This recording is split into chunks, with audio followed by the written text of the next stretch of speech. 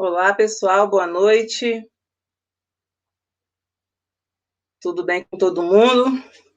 Nós estamos aqui para estar iniciando a live. Quem já estiver online, dê um oi aí para a gente.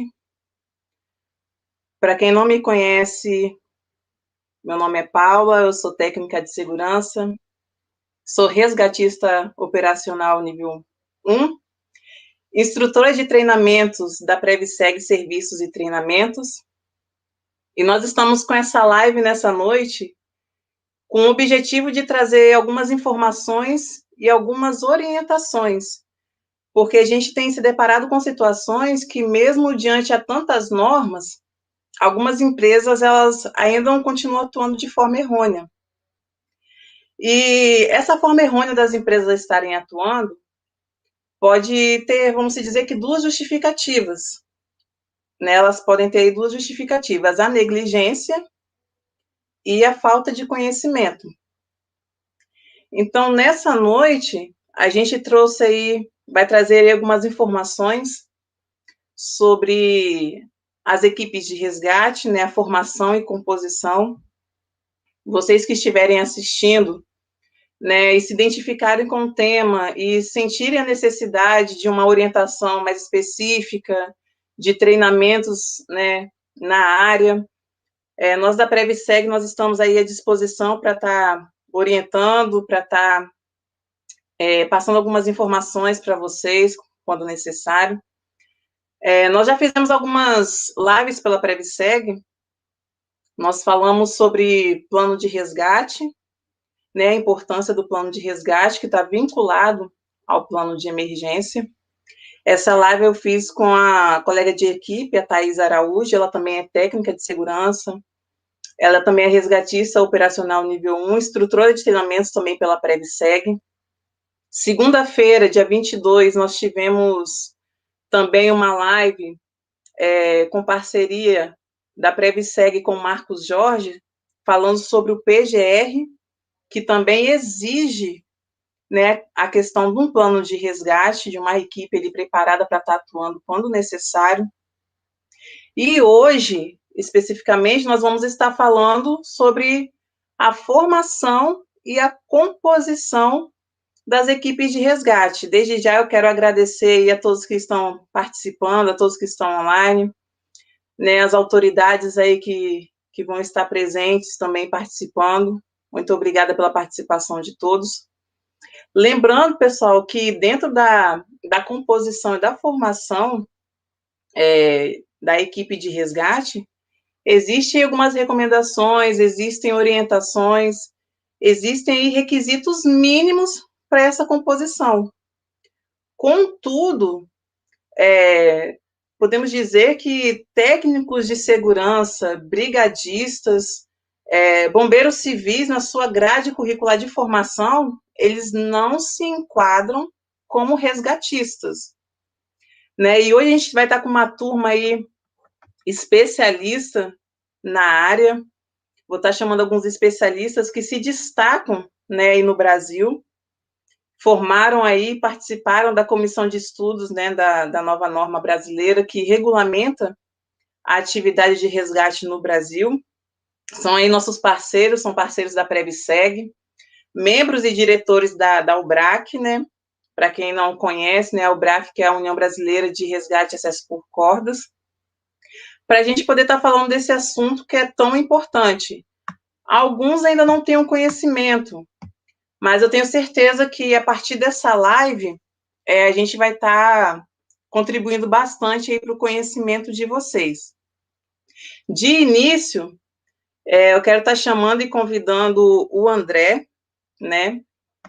O André vai estar presente aí com a gente. O André, que é diretor da Alpiend, né? Membro da IRATA, técnico em segurança do trabalho, resgatista industrial desde 2010, instrutor em acesso por cordas, instrutor de formação também de equipe de resgate. Boa noite, André, tudo bom? Tudo bom? Beleza, Paula? Bom, pessoal? Boa noite a todos.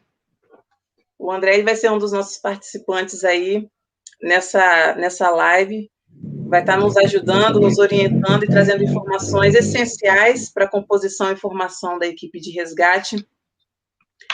E dentre esses participantes também, nós temos aí o Rodrigo. Boa noite, Rodrigo, tudo bom? Boa noite, Paula, tudo bem? Uma boa noite a todos. Boa noite, Esperamos Rodrigo. participar da live e contribuir com o máximo possível de informação para todos, tá bom?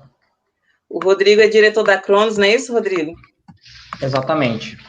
Eu tenho aí uma boa experiência com resgate, né, há uns 12 anos aproximadamente, mas atualmente a gente está com a Cronos trabalhando na questão de sistemas de proteção contra queda, linha de vida, ancoragem. Estou atuando mais como projetista e, às vezes, supostamente eu faço uns bicos aí como resgatista, né? Porque é algo que tá no sangue, tá na veia, né? Mas vou deixar você seguir com a live aí, Paula. Show de bola. No caso aí, ó, o Rodrigo, engenheiro civil, né? Engenheiro de segurança do trabalho, sargento e bombeiro militar no Rio de Janeiro, não é isso? Exatamente, Paulo. Inclusive, hoje até vou pedir desculpa se por um acaso eu tiver que me ausentar, porque eu estou de serviço hoje. Eu estou aqui com a fardinha, se bradar, a gente tem que ir lá. Mas é isso. Bombeiro militar também. Não se preocupa não, que a gente entende. Tá ótimo. E também vamos estar aí com a presença do Matheus. Boa noite, Matheus, tudo bom? Boa noite, Paulo. Boa noite, André. Boa noite, Fonseca. Boa noite, Matheus. Boa noite a turminha que está assistindo aí. Sejam bem-vindos aí e vamos bater um papo bom aí, né? Sim, Matheus, que é um profissional que está atuando aí na área, né, Matheus? Da indústria, implantação de projetos aí na área de trabalho em altura e espaço confinado, não é isso?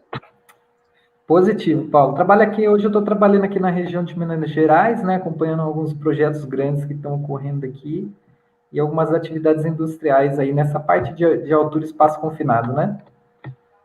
Show de bola. Conselheiro fiscal da UBRAC, que a gente citou aqui também. Chefe de resgate N3, isso? Peraí, desculpa aqui, eu tinha fechado o áudio. Também, né? Show de bola. Então, pessoal, a gente está com a turma completa. A gente vai Paula, começar aí com... O Matheus é humilde. O Matheus é muito humilde. O currículo dele é enorme, é extenso. Mas... Nada, eu vi. Eu me apequeno perante a pessoas tão grandes assim aí.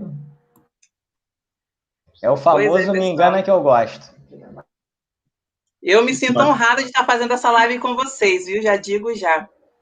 Bom, pessoal, a gente está aqui com a turma formada, né? E eu já gostaria de abrir esse assunto, de abrir essa live, em questão de algo assim que tem sido muito visualizado e tem sido muito comum nas empresas no Brasil em geral, né?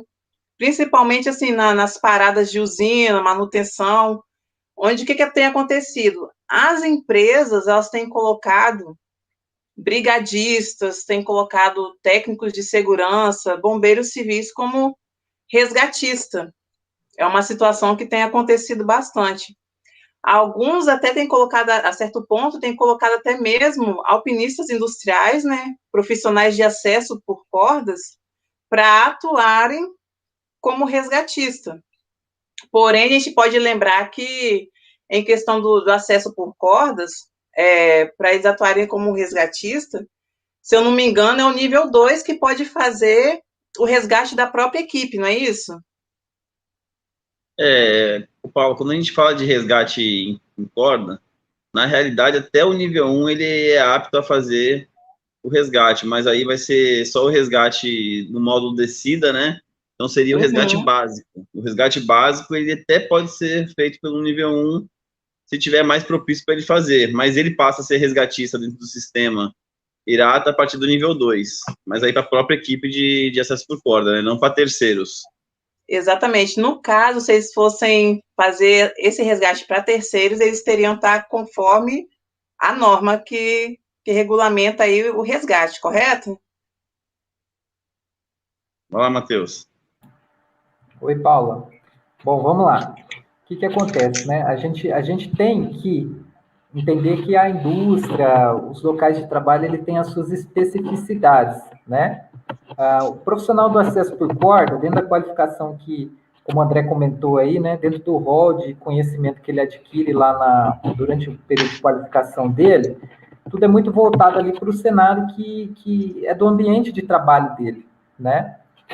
Às vezes você pega indústrias que a situação é completamente diferente e esse profissional vai se deparar com aquilo ali, né? E se ele não tiver uma qualificação adicional, ele pode ficar perdido ali em como atuar, né? Sim. Como movimentar uma maca, como progredir com essa maca, seja em corda, ou às vezes até em solo, ou dentro de um espaço confinado, né? Então, hoje o que eu tenho para mim, né? E o que a norma ela tentou trazer à luz para as empresas e para o pessoal que trabalha nessa área, né? Alguma referência de por onde começar, né? E se você não tem um ponto de início, quem está especificando, principalmente se a pessoa não é da área, né? Porque eu vou dar um exemplo para você, Paulo, não é porque o profissional é técnico em segurança do trabalho que ele vai saber analisar o ambiente que ele tem e dizer assim, aqui eu preciso disso, disso, disso, disso, e vai me atender, né? Infelizmente, isso não é realidade, né? Às vezes não é porque o cara não estuda ou não se preocupa, é porque ele se especializou num outro ramo, né? Isso é muito comum, a área de segurança ela é muito vasta, né? Então, essa norma, né, a gente ficou esse tempo todo discutindo isso na BNT e chegou nessa linha média aí, né, que é um entendimento de que um profissional, do rol de conhecimento que um profissional precisaria ter para atuar dentro da indústria. E daí o cara que está lá na indústria, ele tendo essa referência, ele pode cortar para cima ou ele pode cortar para baixo. Vai da realidade que o cara tem lá. Né? A gente também não deve se aprender e achar que isso vai suprir a necessidade do trabalhador, né? Porque às vezes você pode ter um cara super qualificado lá na frente de serviço, mas que, apesar desse treinamento todo que ele fez, não vai conseguir atender a realidade da empresa ali, entendeu? Às vezes se expõe até a risco, né? Eu acho que isso é o pior, né? Dificulta ou deixa a coisa mais complexa do que deveria ser, se pendura onde não devia, se pendurar onde não precisava, né?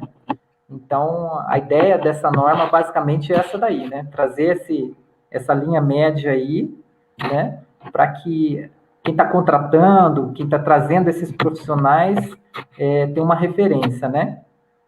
E serve até mesmo para padronizar, né? Padronizar, essa é uma outra das ideias, né, da comissão de estudo, é padronizar o currículo, né? Padronizar o currículo de quem forma esses profissionais, né? Para soltar eles no mercado mais ali, uma forma mais equalizada ali entre um e outro. Fala aí, Fonseca. Então, Matheus, pegando o teu link, eu concordo plenamente com o que você falou. Eu acho que aí é o ponto de partida. É o mínimo necessário para o camarada começar a pensar em ser resgatista. Porque o André até já bateu nessa tecla numa outra conversa sobre a questão da vivência, da experiência diária, do tato com o material, do treinamento, que tem que ser rotineiro. Vou falar dos nossos cursos aqui operacionais dentro do Corpo de Bombeiros. São cursos extensos, 3, 2, 4 meses, de segunda a sexta, de 8 às 5 no mínimo, com muito dever de casa, e ainda assim o militar sai do curso, se não ficar praticando, fazendo as atividades, muito provavelmente, quando for necessário, ele vai dar aquele branco, mesmo sendo supostamente um especialista, um cara com um currículo invejável, e vai ter problemas. Então, esse é o mínimo necessário. Vamos lá, aproveitando o gancho de vocês também, quero falar um pouquinho. Essa parte da experiência, eu acho que teve uma grande confusão, porque o pessoal misturou muito a situação do resgate com corda com o alpinismo industrial.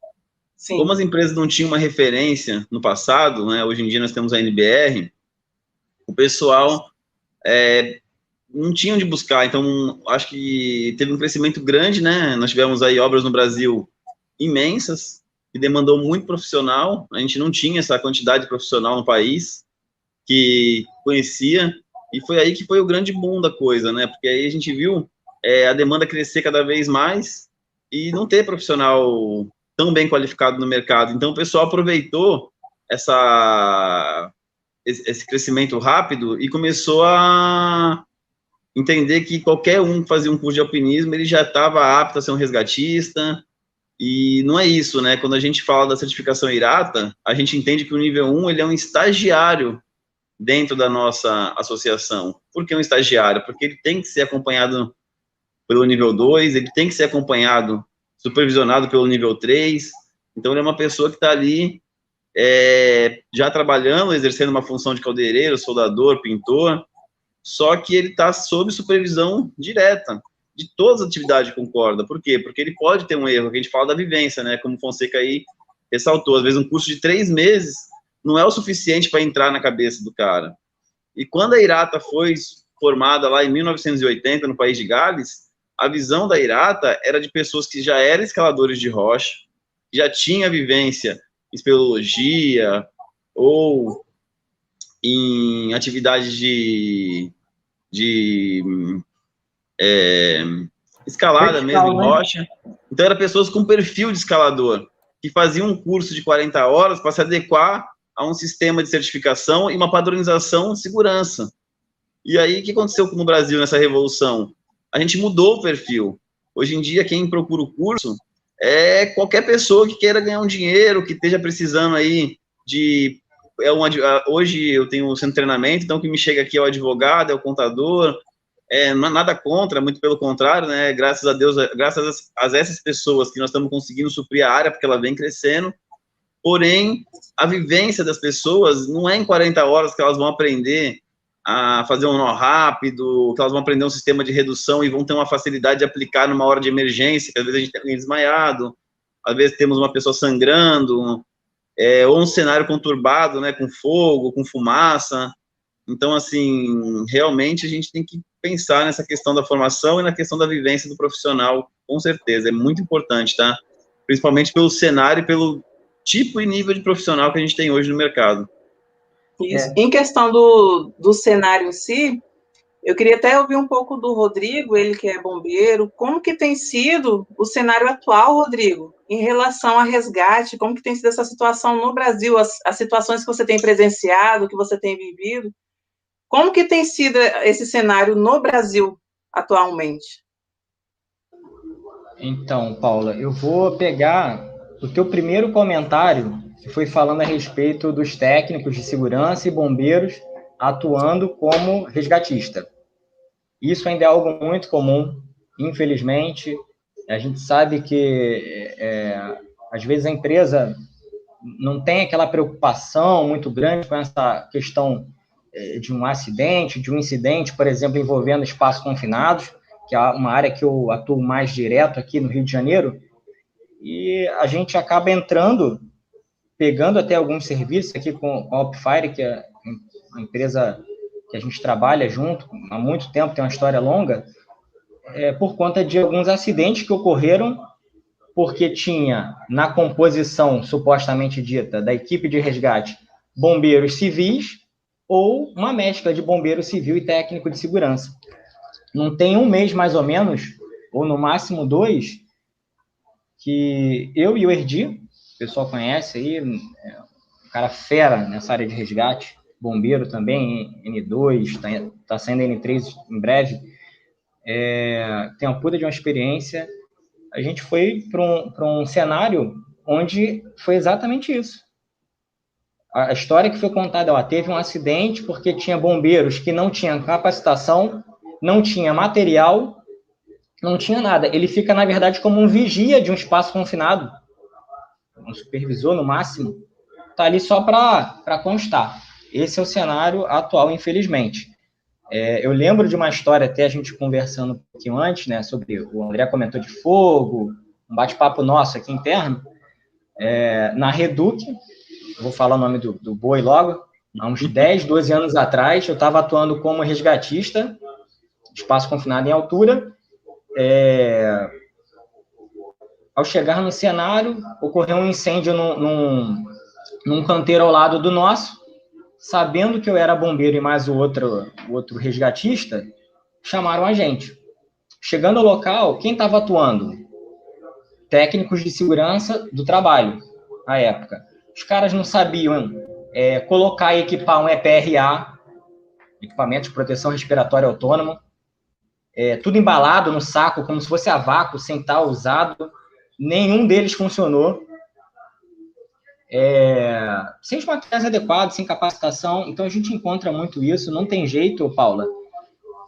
Eu vou até remeter ao cenário real mesmo.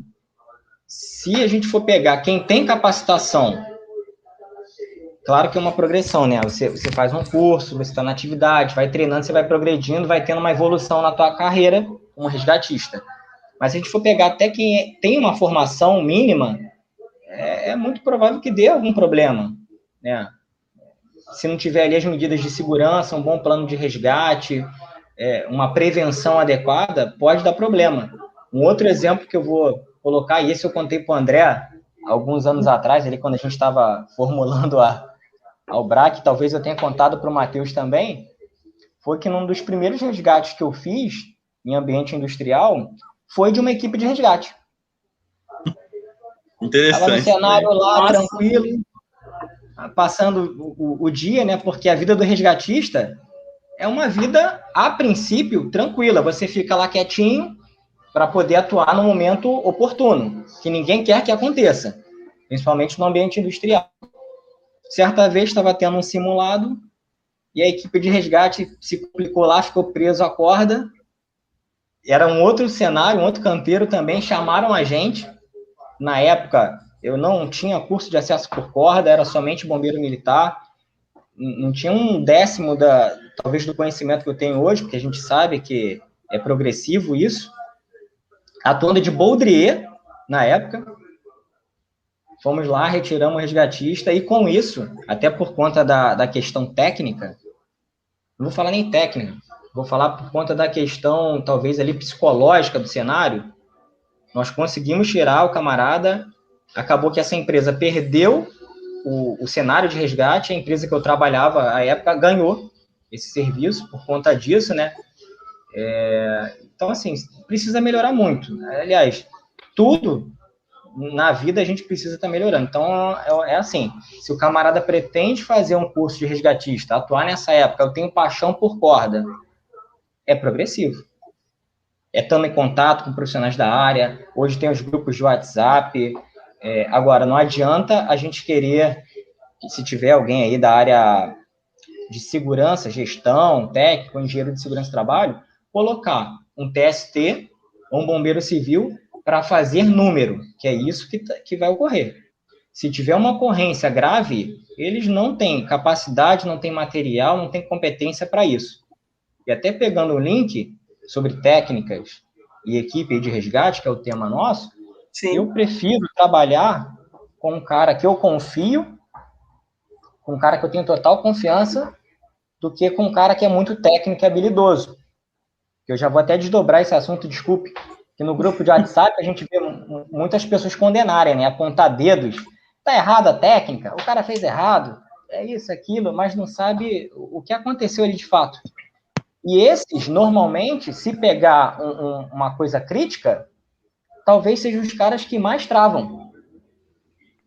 Tá, isso aí fica a mensagem, né? Mas é isso. Show, muito bom. Pegando o seu gancho em questão de... É muito importante, igual você falou, de resgatista sendo resgatado. A gente vai até ouvir um pouquinho o Matheus agora falando justamente dentro da norma, justamente a questão que é do plano de resgate, né? Porque antes mesmo de vir a norma, creio eu, Matheus, que já estava ali sendo exigido, por exemplo, na NR33, na NR35, já exige ali, né, uma equipe, né, quando necessário, de resgate para estar atuando. Aí fala um pouquinho para a gente, dentro das normas e dentro da nova norma de resgate, né, que está aí contemplando essa questão da atividade de resgate. Fala um pouquinho desses requisitos mínimos aí para a gente sobre resgate dentro da norma. Ok. Bom, vamos lá. Eu vou até um pouquinho anterior a isso aí que você comentou, tá, Paula? porque isso, na verdade, ficou mais evidente com a NR33 e com a NR35, né? Fica à vontade aí. Se a gente ir um pouco mais atrás ali, desde da NR4, o setor de SESMIT das empresas, né, o profissional da área de segurança de trabalho, ele já tinha como atribuição já prever recurso, fazer um planejamento de emergência, se preparar para atender situações de acidentes, né? Ali nasceu ali a necessidade de você ter um plano de emergência que não era só mais aquele plano de prevenção contra incêndio, né? Que o pessoal as indústrias costumavam ter, principalmente onde o corpo de bombeiro era muito bem estabelecido nesses estados, né? E aí, por ter essa atribuição, né, os profissionais já procuravam estudar, procurar saber o que precisa ser feito, então levava a CIPA para fazer treinamento, não necessariamente de resgate, né, mas às vezes um treinamento de primeiros socorros, era uma coisa mais voltada ali para o chão de fábrica, né? Depois, com a evolução das normas, começou a aparecer mais essa necessidade de você ter esse planejamento para o resgate, né? Porque quando você fala em altura e quando você fala em espaço confinado, deixa de ser só a necessidade do primeiro socorros, né? Você precisa tirar o trabalhador daquele ambiente, daquela zona quente que a gente chama, né?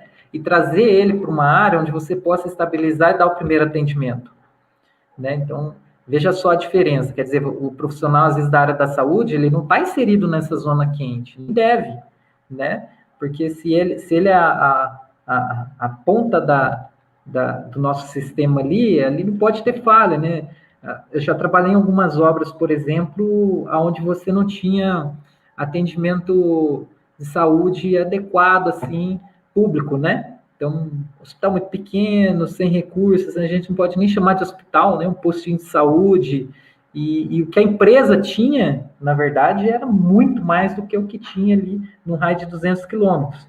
Então, como é que você vai pegar esse médico de emergência, como é que você vai pegar esse enfermeiro, um condutor de ambulância, e inserir ele dentro do ambiente que cria risco para ele? Não pode, né? Então, você tem que resgatar esse trabalhador e trazer ele até esse atendimento, né? E aí surge essa necessidade de capacitar os trabalhadores. Quando que a gente vai perceber? Como é que a gente vai perceber que essa necessidade existe? Quando você para olhar, quando você para se planejar, né? Isso é muito comum, tá, Paulo? A gente trabalha em projetos assim, a gente vê a obra evoluir do subsolo para cima, né? Então, você sai daquelas fases de fundação, quando você vê no finalzinho ali, você está naquelas fases de instalação de telhado, aquela coisa, os cenários mudam muito e muito rápido, é muito dinâmico. Então, você passa de etapas onde você não precisa ter os profissionais de resgate, você não precisa ter eles na obra, porque o cenário não existe, né? Para fases em que você precisa ter muitos, cara, muito qualificado, e assim, de uma hora para outra, né? Para atender N cenários, às vezes um público muito grande, e você não se planejou, né?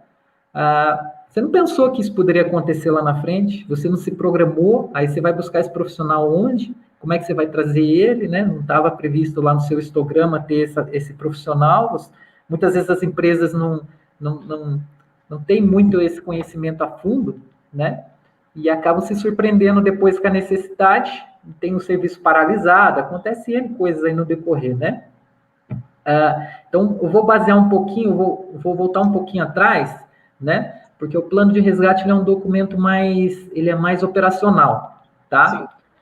Quando a gente fala de planejamento, a gente tem que pensar um pouquinho no nosso plano de emergência, né? O plano de emergência ele é o documento base da empresa, né? Que a empresa ela tem que ter lá desde o início, desde a existência dela dentro de uma atividade laboral ali, dentro de um projeto, dentro de uma atividade industrial, tá? E que vai prever ali todos os cenários que ela tem e que possa vir a ter. A gente tem outros documentos aí, né, que as empresas têm que ter, mas basicamente quando a gente fala de emergência, nós vamos pensar no plano de emergência, né? Sim.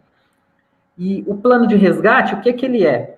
Ele é o desdobramento desse plano de emergência. Então, o meu plano de emergência, ele previu que você vai ter um cenário de altura lá, né? Risco de acidente em altura. Ou ele previu que você vai ter um cenário lá de risco de acidente dentro de um espaço confinado, tá? Você vai precisar desdobrar isso, porque você pode ter N espaços confinados e N situações de risco em altura, né? A ideia de você ter o plano de resgate é essa, né? Um cenário não é igual ao outro, tá? Muda. Você pode ter cenários de espaço confinado que você vai precisar de EPR, e outros não, bem mais simples, né? Você tem essa variação muito grande dentro de um projeto, por exemplo.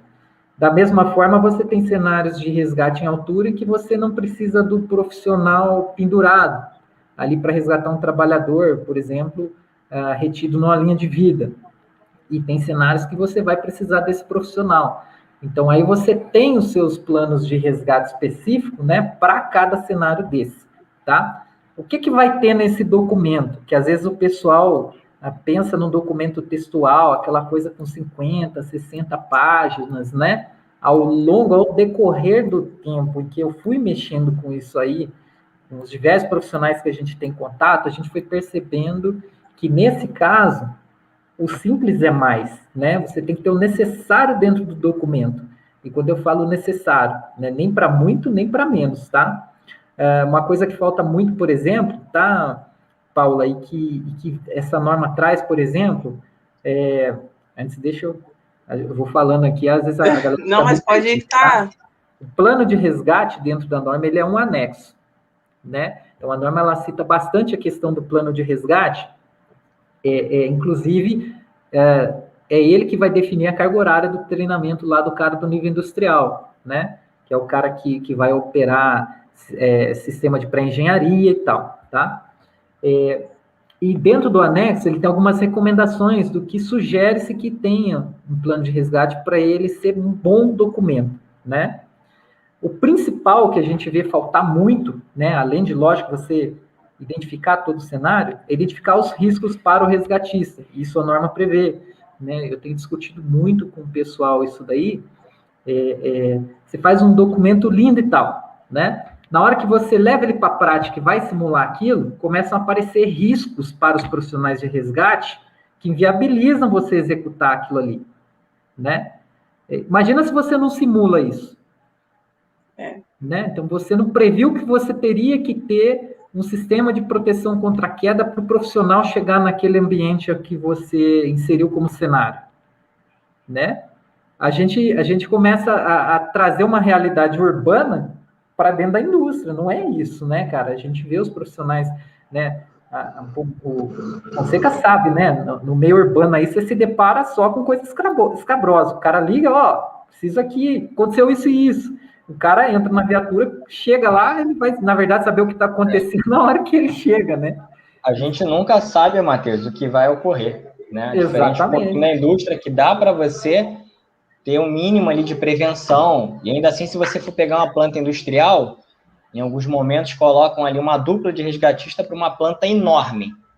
Perfeito. Né? Por mais que você faça um bom plano de resgate, um plano de emergência bacana, com profissionais qualificados, vai ter algum furo.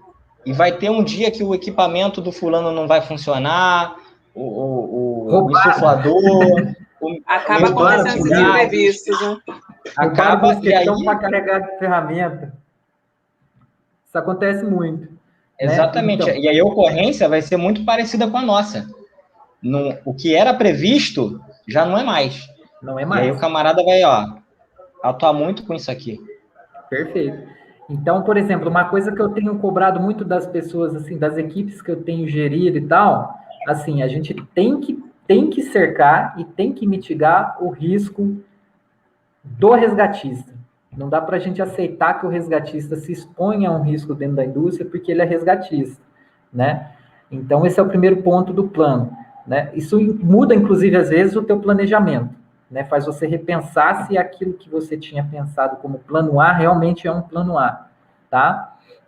Porque você não quer ter mais acidente, né? Vamos pensar, Paula, que você está lidando com pessoas que não estão mexendo com resgate todo dia, né? Às vezes o cara não tem a rotina que deveria ter, né? Porque resgatista é rotina. A gente estava falando aí de formação, existe uma palavrinha que resume tudo isso, que é proficiência, né? Então não adianta, você tem que estar experimentado na função. Se você não está experimentado, cara, você não está apto, né? Então, aí você imagina, um cara, às vezes, que ficou ali 1 ano sem simular uma situação real de resgate ali, só atrás de uma mesa, naquela rotina de inspeção, escritório, e aí você solta ele numa bomba, de repente, num cenário, chamando ele por rádio, e todo mundo está esperando que ele seja a solução do problema, né? É até ingrato com a função do cara isso aí, né? Então, a ideia principal do plano do resgate, o que é? A gente identifica os riscos, identifica as necessidades, define as pessoas, define os recursos, né, planilha tudo isso, né? Eu costumo pedir para o pessoal também que demonstre os sistemas, né? Descreva os sistemas. Se você vai utilizar sistemas, que a gente descreva eles, né? Porque a ideia é padronizar conhecimento. Não pensar que você pode ter turnos ali, várias equipes trabalhando dentro do que você planejou. É interessante que todos falem a mesma língua.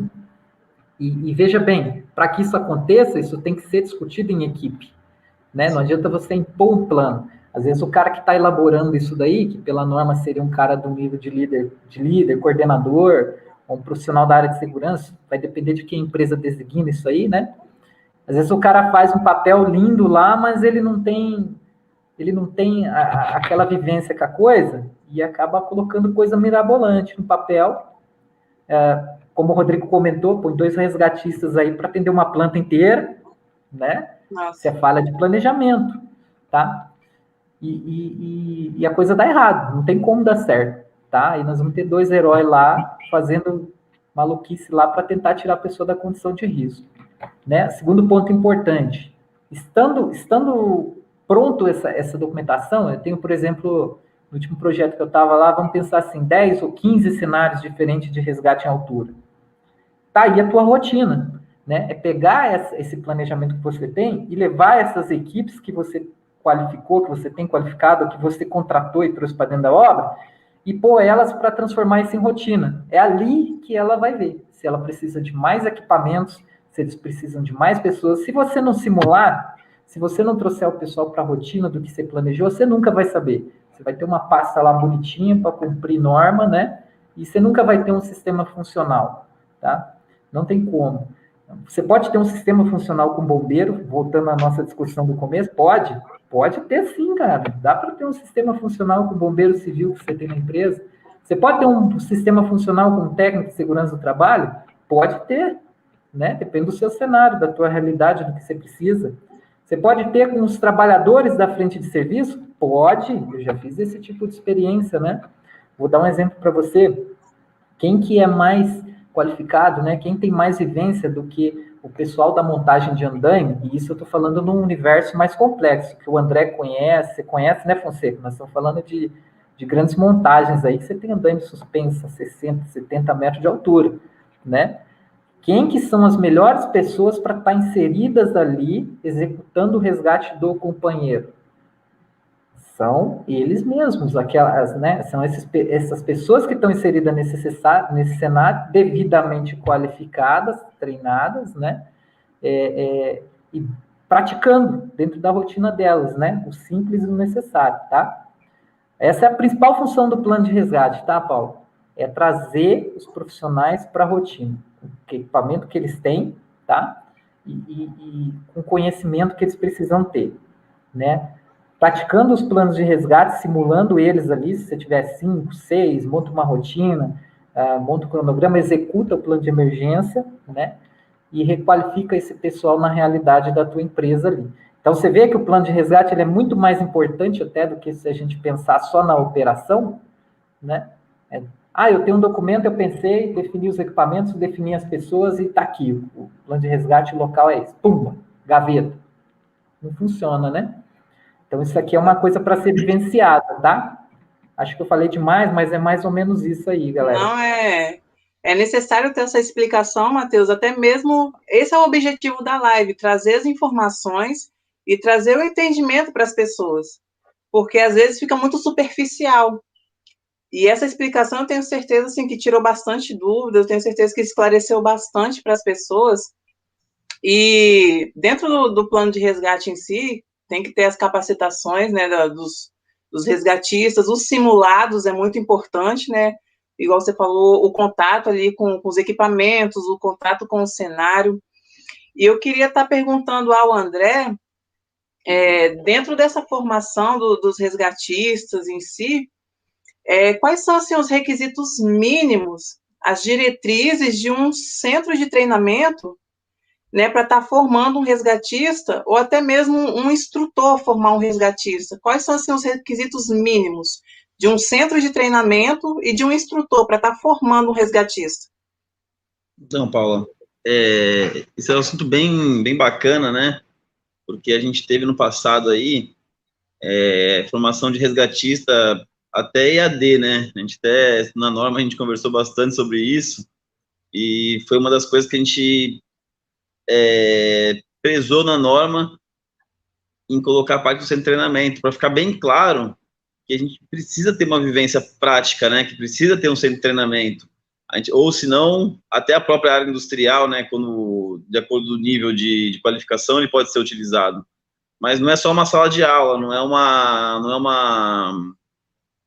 uma aula EAD que vai formar um resgatista, né? Então, a gente, como alguns requisitos mínimos, a norma definiu o pé direito, a gente tem que ter um pé direito aí de no mínimo 6 metros, temos que ter estrutura, né, que simule os ambientes que a gente temos na área industrial. Então, é ideal que a gente tenha um ambiente de espaço confinado, que a gente tenha como simular aí uma entrada do trabalhador, a retirada dele por uma boca de visita. Todo treinamento ele tem que ter um sistema de gestão de qualidade, temos que ter equipamentos inspecionados. Então, assim, o centro de treinamento ele tem que estar apto e preparado a receber os trabalhadores para esta finalidade, né? A gente não pode ter um local improvisado. Se nós formos fazer na área o treinamento, que também é permitido de acordo com o nível, né? Lá também nós temos o cenário ideal, porque ali a gente vai ter exatamente aonde o cara vai trabalhar. Nem sempre isso é possível, né? Porque o que acontece muito na área industrial é uma contratação de uma equipe para um serviço, de uma parada de manutenção ou de uma obra, que o cenário, muitas vezes, ele é modificado no dia a dia, né? A gente tem muito isso numa obra de montagem, por exemplo, que, voltando um pouquinho no plano de resgate aí rapidinho, às vezes a gente faz um plano de resgate com uma determinada situação de trabalho, e no meio do trabalho o cenário muda. Às vezes monta-se um andaime enorme, às vezes fecha uma boca de visita que seria muito fácil um resgate, daqui a pouco se torna, cara, muito difícil, e você determinou uma equipe pequena porque a pessoa não, né, que forneceu a informação, às vezes não informa que em determinado momento aquela boca vai ser fechada, e ao invés de 2, você tem que ter 4 pessoas, ou até mais. Então, um centro de treinamento conseguir trazer isso, né? Ele tem que estar preparado, ele tem que ter equipamento, tem que ter instrumento, a gente tem que ter condições, né? Maca, condições mínimas para poder reproduzir tudo que a gente vai ter na área industrial.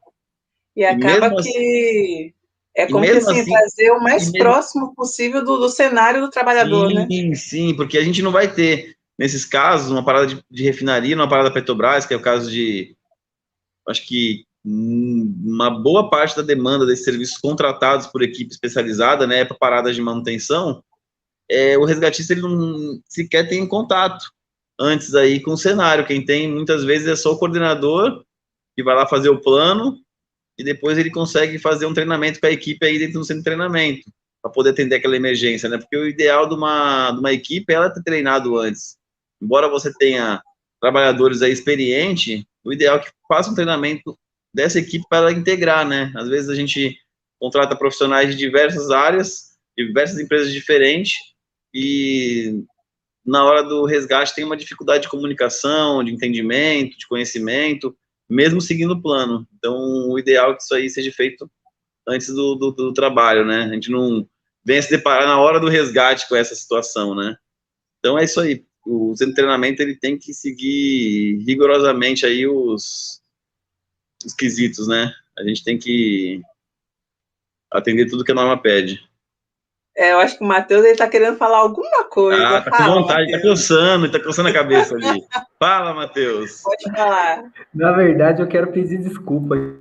Eu vi um comentário do Fonseca aqui no chat, cara, e eu tava me rachando de rir aqui. Desculpa aí, galera. Eu não consigo ler o chat que eu tô no celular aqui, fica muito pequeno para mim. Então eu vou ler para você aqui, André. É mais ou menos assim, ó. O Fonseca é modesto. Dá um cabo solteiro e um canivete que ele soluciona esse problema.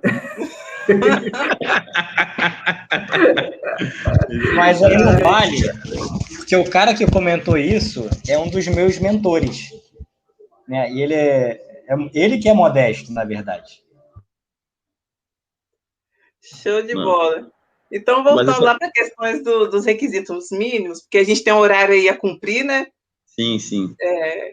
É a questão do dimensionamento da equipe, né? A gente falou assim dos requisitos mínimos para o centro de treinamento, para o instrutor. E como funciona a questão do dimensionamento da equipe de resgate? Então, voltando ao assunto aí, né? O dimensionamento da equipe de resgate, ele vai estar intrínseco no assunto que o Matheus falou, no plano de resgate, né? Ele vai ser determinado de acordo com o nosso ambiente, nosso cenário, com os riscos específicos ali daquela operação, né? Da possível operação de resgate que nós venhamos ter. E é nele que, no plano de resgate, que nós vamos determinar essa equipe. E foi aquele assunto que eu falei, né? O ideal para isso a pessoa que for fazer o plano, o coordenador que for escrever esse plano, ele saber exatamente o planejamento da tarefa. Qual que vai ser o trabalho a ser executado no equipamento? Quais são a evolução desse trabalho? Porque a gente falou, vai ter algum andaime montado? Vai ser removido o andaime do equipamento? Vai ser fechado alguma boca? Porque isso aí é muito importante. Isso muda demais o nível do resgatista que vamos ter que ter naquela frente de trabalho, e muda também a quantidade de resgatista, para que seja atendido num prazo mínimo recomendado, né? Porque assim, vai colocar poucas pessoas num ambiente difícil, o cara vai tirar. Só que será que vai tirar tempo dessa vítima chegar com qualidade, né, para o atendimento médico? Então, essa etapa aí é muito importante, porque, o que o Matheus falou, a pessoa não se planeja. Às vezes, passa um cenário simples, a pessoa o coordenador, ele determina uma equipe pequena, e no meio do trabalho, o trabalho muda, o cenário muda, não tem pessoal integrado, não foi previsto aquela equipe, e o que a gente sabe que acontece é que não para, né?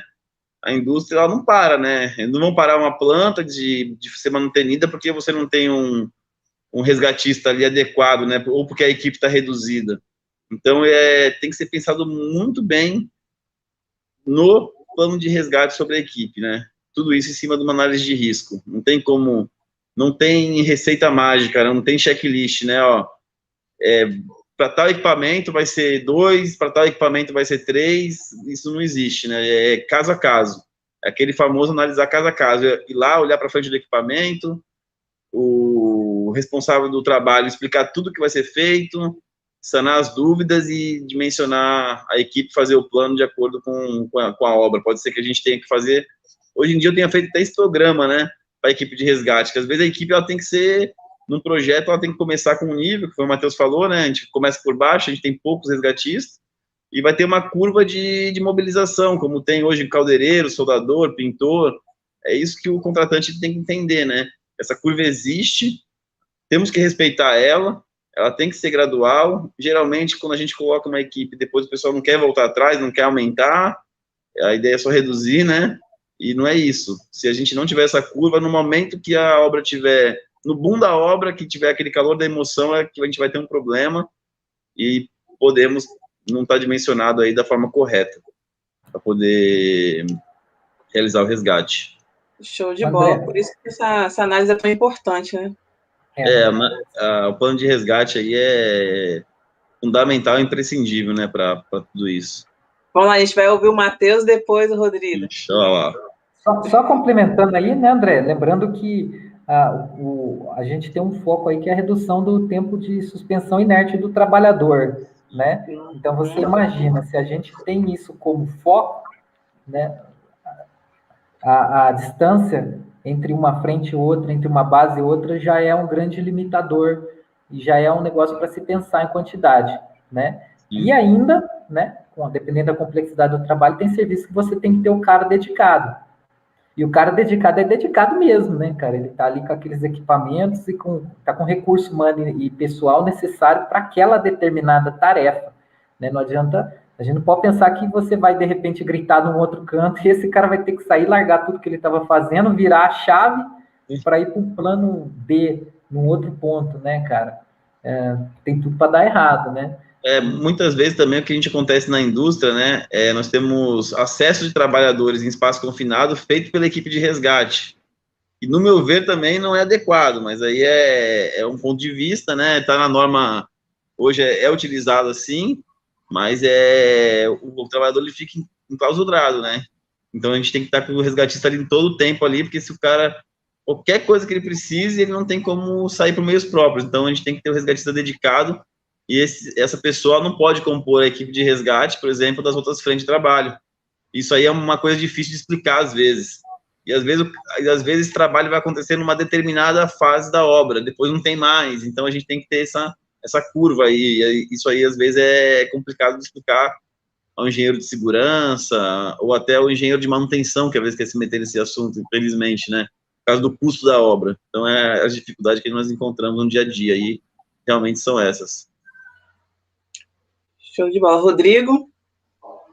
Então, era só para complementar o que o André estava comentando, e você perguntou, Paulo, sobre a equipe, né? Voltando a falar aí da equipe de resgate, que é o tema principal, a gente tem que ter bons profissionais, obviamente, e tem que ter alguém com um espírito ali de liderança, tá? Se for dupla, trio, ou um líder e 2 trabalhando, o mínimo possível, né? E esse líder, a meu ver, né, pelo menos em tudo que eu tenho de experiência aqui com resgate, 13 anos com resgate aqui nível bombeiro, né? A gente tem que ter bons líderes, né? Tem que treinar essa aptidão do líder. Claro que é difícil, tem gente que tem isso já na sua essência, mas uma dica que eu deixo aí, porque aqui no Corpo de Bombeiros eu sou praça, sou sargento, e tem aqui um comandante que ele determina o que a gente deve fazer, e a gente segue. Mas a gente tem uma prática aqui, que é do líder, ele ter a qualidade de ouvir quem está ali no cenário, ter uma solução para fazer aquele determinado resgate, que às vezes o líder não teve experiência, mas um cara que é menos capacitado já trabalhou na área, o Matheus comentou disso com a questão do andame, por exemplo. E outra, a gente deve ter coragem de tomar decisão, de decidir. Vamos fazer isso, vai dar certo, e olhar para o lado, para o camarada e falar, é isso aí. A gente já treinou isso, estamos confiantes, nós temos o material, temos a capacitação, vamos executar. Porque às vezes no cenário de resgate em si, há uma confusão muito grande, principalmente quando tem muitas pessoas envolvidas, de um querer fazer uma coisa diferente do outro, e acaba que no espaço confinado, por exemplo, você necessita de um tempo-resposta mais rápido, e por conta ali de uma guerra, às vezes, de ego, vaidade, que a gente vê muito isso, demora muito e não tem uma cumplicidade ali, uma equipe coesa para trabalhar. Então, a gente treina muito só técnica, mas eu acho que a gente também deve treinar essa questão da formação de equipe, conexão entre ambos, para não formar especialistas de sofá, porque a gente vê nos grupos de WhatsApp, muito especialista que olha de longe, vê aquela filmagem do bombeiro fazendo uma merda, às vezes, aos olhos de quem vê, mas, na verdade, é o único recurso que está rindo, Matheus, mas é o único recurso que o camarada tem. Às vezes é um bombeiro, um resgatista a nível industrial, que seja, que eu já vi muita besteira, inclusive aquela história que eu comentei de resgatar o resgatista, do cara não ter ali o mínimo necessário, e ele faz o melhor que pode. E tem gente que faz o melhor que pode com pouco, e tem um sucesso no resgate, e tem gente que tem muita habilidade, muito recurso, e não consegue efetuar um bom resgate. Porque justamente é isso, né, o Fonseca, é a confusão que o pessoal faz. Então, a merda que você falou, na realidade, não é uma merda, né? Foi a solução encontrada para conseguir salvar uma vida. Só que o cara fica comparando isso a, de repente, uma norma de acesso por corda ou uma norma que não é aquilo que está sendo aplicado. Então, o comparativo errado traz esse tipo de situação, esse tipo de comentário, a falta de entendimento também. Quem trabalha ou já efetuou resgate sabe que aquela máxima do menos é mais funciona perfeitamente. Ah, vou fazer um sistema complexo que é bonito para foto. Cara, isso não dá certo. Isso é ótimo para a gente ter na caixa de ferramentas, treinar variáveis. Isso é importante porque a gente tem que crescer profissionalmente, então tem que treinar tudo possível, as novidades. Mas no resgate, a simplicidade faz toda a diferença. Só fazer um comentário aqui, tá, Fonseca? Por incrível que pareça, cara, as últimas situações de resgate que a gente viu, a turminha que eu acompanhei, a turminha se pelar, não foi nem na movimentação vertical, até porque grandes partes dos resgates que a gente tem dentro de indústria, às vezes eles são simples mesmo, né? Porém, cara, ali na hora H, como a gente não pensa na quantidade de resgatistas que nós vamos ter envolvido, que a área médica não aciona, não acessa a zona quente, a movimentação da maca era um desastre, cara, sabe, cara? E aí você vê, por exemplo, a equipe descendo escada com maca, onde passa uma pessoa só, um pega a maca na frente e outra atrás, e o cara cai de joelho com a maca. Pixe, cara, desastroso, né? O cara tá condicionado a só usar a maca. Não, a resgate eu tenho que colocar a maca. Para quê? Exatamente. Às vezes nem sempre. Tem lugar que não tem nem condição, né? A gente não tem nem piso para conseguir colocar uma maca, é cônico, é um telhado. E aí a primeira coisa que fala, né? Como que você vai colocar a maca no cara ali, né? Porque o pessoal imagina isso aí, resgate é só maca, né? Isso aí é bem comum. Dá um trabalho danado se não for uma vítima de trauma, e se for até, né? Dependendo da situação, você tem que, às vezes, retirar, não tem jeito. Bom, mas esse é um assunto bacana também para uma outra live. Eu também acho. Você está sem som, Paula. Você está mutada. Ela está muda. Esqueci de me colocar de novo na área. Mas o que eu estava dizendo, que são tantos assuntos, um vai puxando o outro, que são assuntos assim de horas e horas da gente ficar aqui esclarecendo, de trazer as informações para o pessoal. Mas para a gente começar a entrar aí na finalização, a gente falou muito em questão das pessoas, dos profissionais estarem agindo como resgatistas sem ter a formação de resgatista. Aí, o que vocês pensam, o que vocês me dizem sobre isso?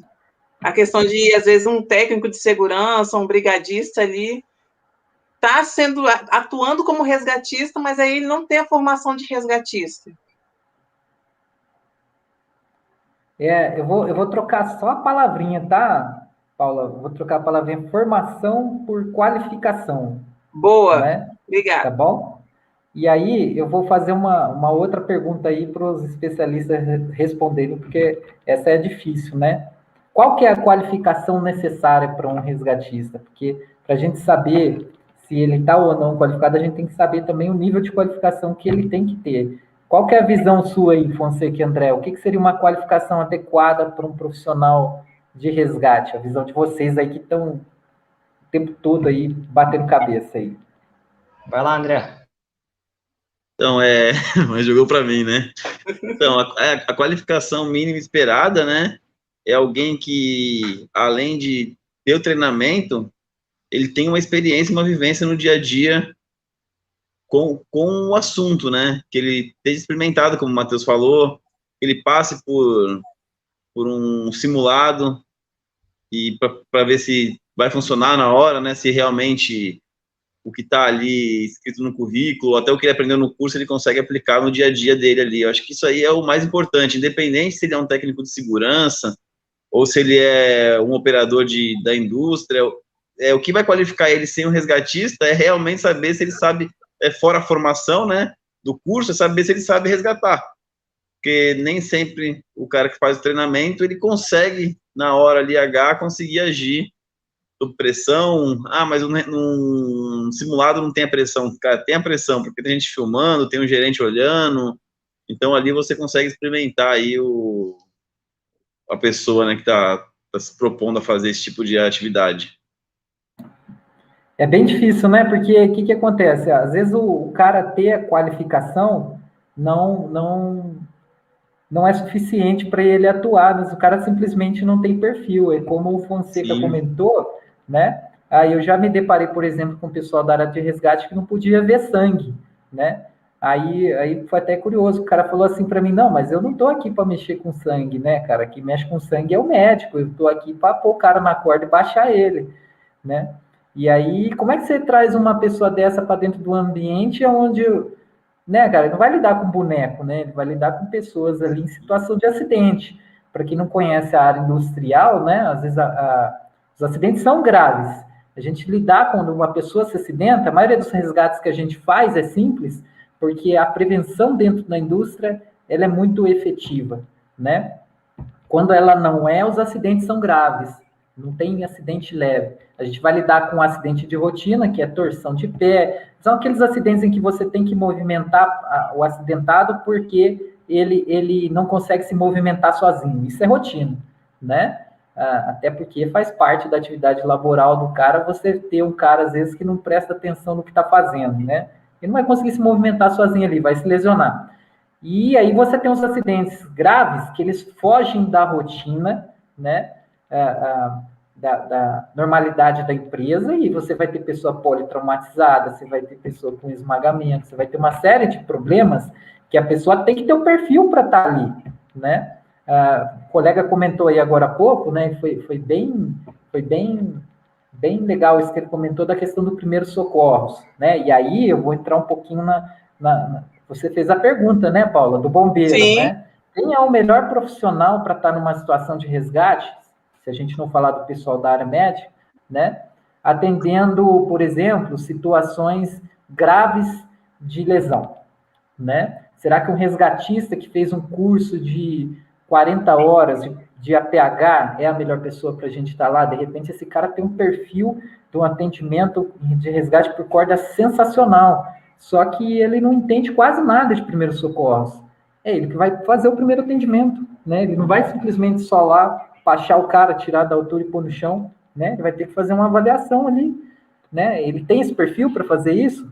Aquele curso que ele fez de nível 3, nível coordenador, é suficiente para a gente pôr esse cara para fazer esse primeiro atendimento ali, né? Então, às vezes, o que acontece? É mais fácil você pegar um profissional que tem esse perfil do atendimento, isso depende muito da sua realidade, né? Da sua necessidade. Mas, às vezes, é mais fácil você pegar esse profissional que já tem esse perfil, esse bombeiro, né?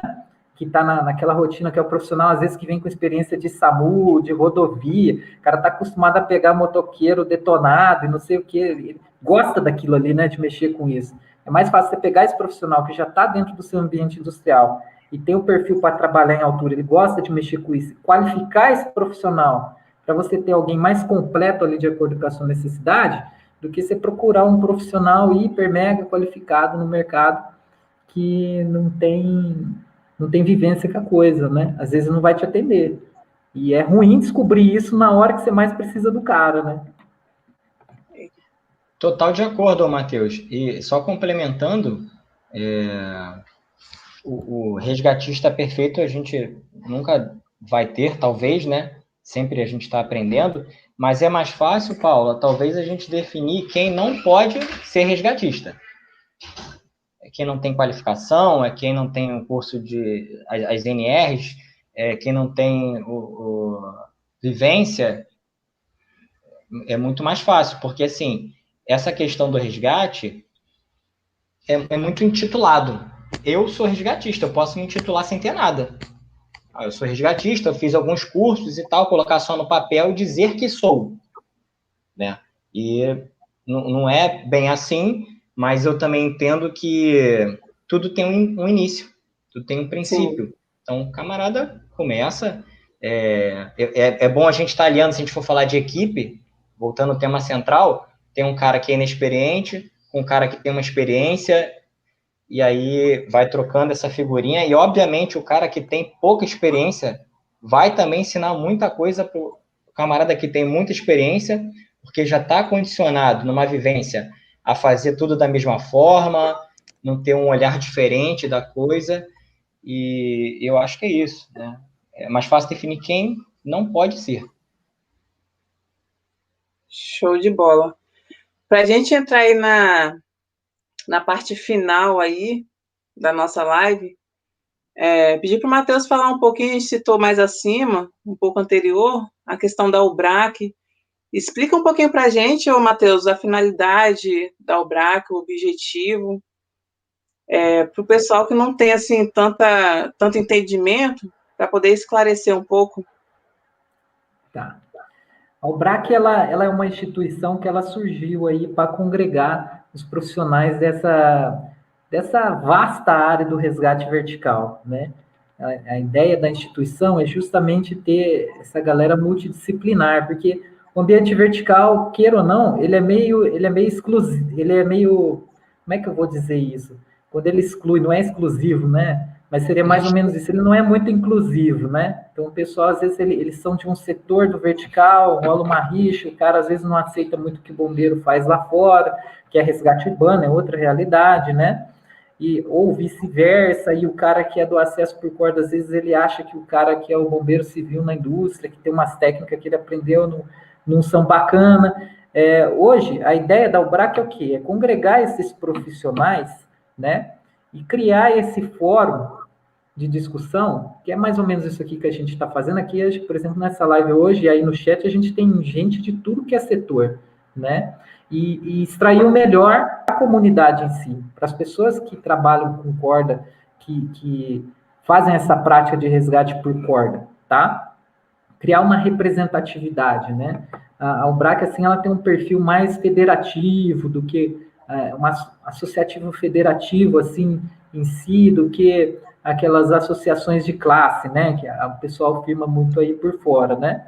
E através da junção de toda essa galera aí, gerar conhecimento e disseminar conhecimento, né? Padronizar protocolos, enfim, tá? Juntar as pessoas que estão na frente desses setores com corda, né?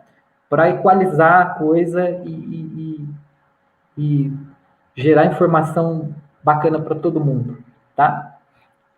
Show de bola. É isso, pessoal, a gente está entrando na reta final. Eu vou estar dando a oportunidade também para o André e para o Rodrigo.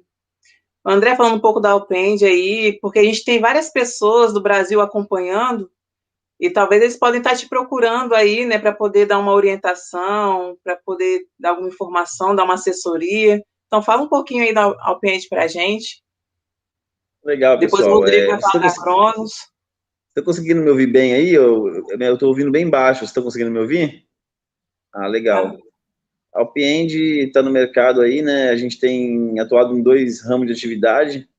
Seria o ramo de qualificação profissional, a gente dá o curso de acesso por corda, de 3 níveis. Temos uma escola em São Paulo, na cidade de Praia Grande, e uma escola no Rio de Janeiro, na cidade de Duque de Caxias. E também atuamos na área de inspeção e manutenção e resgate industrial na indústria em geral, né? Ramo papeleiro, químico, petroquímico.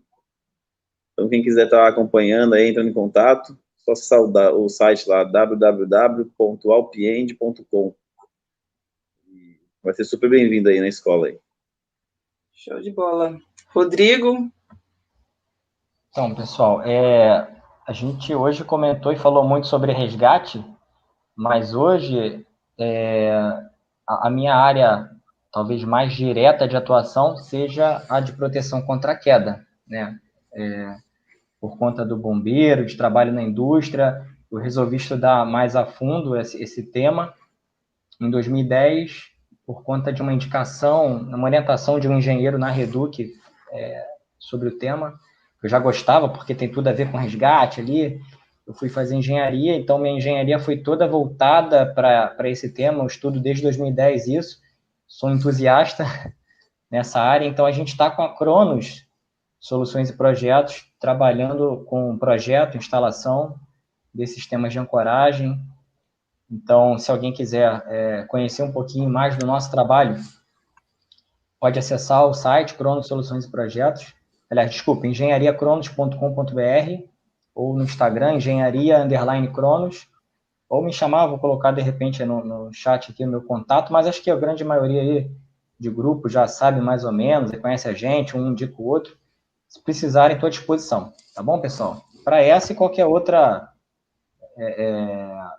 necessidade envolvendo a área de segurança do trabalho, que é a qual nós somos apaixonados, tá bom? Show de bola. A gente está finalizando, pessoal. A PrevSeg também está aí para poder estar auxiliando vocês. A gente faz os cursos de resgatista conforme a NBR. Né? A gente está aqui no Espírito Santo, em Vitória, mas se vocês também precisarem da nossa ajuda, da nossa orientação, a gente está aí para poder estar ajudando. Ô, Matheus, a gente está aí para poder estar ajudando. Só mandar um e-mail para a gente lá no adm@prevseg.com.br. A gente vai estar ali tirando dúvidas, se precisar ali de uma consultoria, a gente também está aí para poder estar ajudando. O Matheus vai estar com a palavra. Desculpa atrapalhar aí a galerinha, já que ficou uma pergunta aqui, e ela é uma pergunta bem legal, que eu gosto de responder pergunta difícil, né? Então, Essa vai eu não lá. vou passar para vocês não, galera. O nosso colega aqui, ERS, ele perguntou assim, se o cara faz o curso e não se dá a oportunidade, como que ele vai aprender? Eu acho que é mais ou menos aquela pergunta clássica, assim, se o cara não tem oportunidade, como é que ele vai entrar no mercado, né? Essa pergunta tem a resposta clássica também, né, cara? Comece por baixo, né? Então, se você tem o curso, é que não tem o nome do colega aqui, né? Então, procure as empresas aí que trabalham na área, né, cara? Com certeza vai ter uma oportunidade.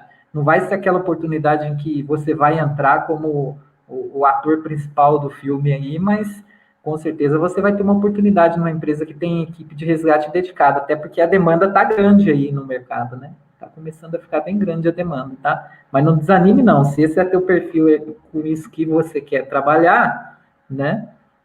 Você vai conseguir. Brasileiro, né? Não desiste nunca.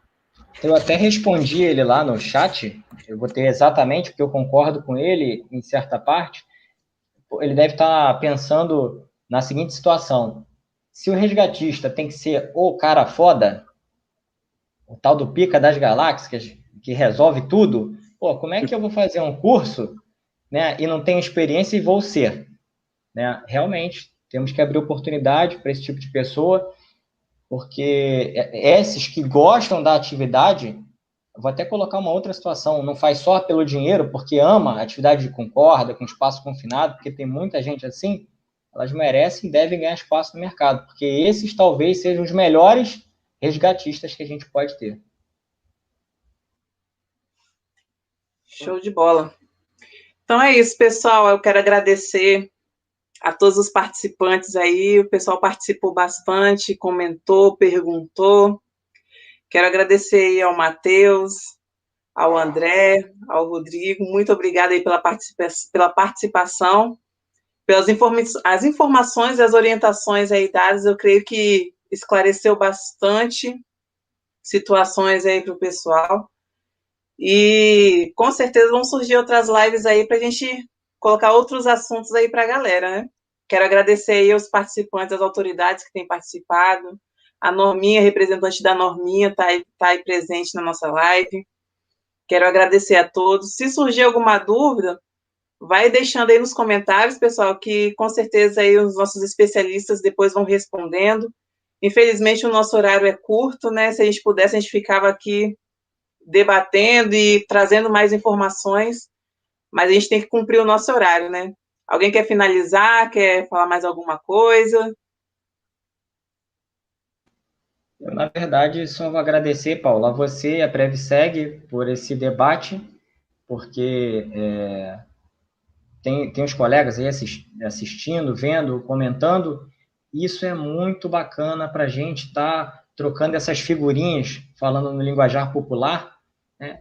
Por exemplo, é difícil eu estar conversando 1 hora com o Matheus e o André e você, né? Poxa, isso é um papo muito bacana, já aprendi muito hoje. Então, a gente deve sim promover essas lives. Eu não sou tanto de usar as mídias sociais, isso tudo, estou melhorando nessa questão, mas é muito bacana, é muito bacana. Parabéns a vocês, obrigado André e Matheus pelos profissionais que vocês são e por ter deixado tanto conteúdo hoje aí pra gente. Muito obrigado. Valeu, pessoal. Também agradeço aí a oportunidade. Agradeço a Previseg. Fico muito feliz aí de rever os amigos, né? Realmente está difícil esse momento que o país, o mundo inteiro passa de pandemia, né? A gente acaba não sabendo como as pessoas estão, às vezes a gente fica sem saber notícia há algum tempo, como o Matheus aí que sumiu aí, preocupando todo mundo, deu um sumiço aí em Minas Gerais, e é isso, pessoal, muito obrigado aí, estou disposto a ajudar, contribuir toda vez que for solicitado, eu acho que isso é muito importante, a gente equalizar o conhecimento, né, e equalizamos o conhecimento com troca de informações, né, troca de conhecimento é essencial aí, para o nosso crescimento pessoal e profissional. Muito obrigado aí pela oportunidade. Show. Então é isso, pessoal. A gente finaliza por aqui. Quer falar, Matheus? Não? Então a gente finaliza por aqui. A gente finaliza. Até a próxima, viu? Sucesso para todos. Muito obrigada mesmo. Hein? A Previseg agradece a participação de todos. Tchau, tchau, pessoal. Tchau, grande abraço, pessoal. Tchau, tchau.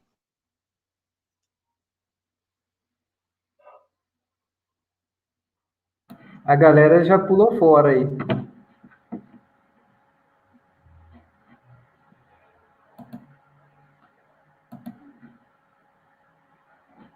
Tchau, gente. Tchau, tchau.